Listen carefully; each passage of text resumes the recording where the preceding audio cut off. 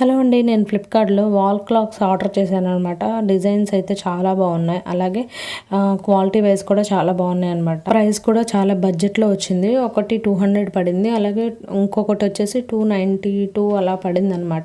So నాకైతే చాలా బాగా నచ్చాయి వాల్ క్లాక్స్. మీరు కూడా కావాలంటే కింద లింక్ డిస్క్రిప్షన్లో ఇస్తాను, ఏమన్నా కావాలంటే బై చేసుకోండి. అలాగే నేను ఎలా స్టిక్ చేసుకున్నానో చూపిస్తాను. వీటికి చిన్న చిన్న స్టిక్స్ ఇచ్చాడు, మనం మాన్యువల్లో ఎలా ఉందో చూసుకొని స్టిక్ చేసుకోవాలన్నమాట.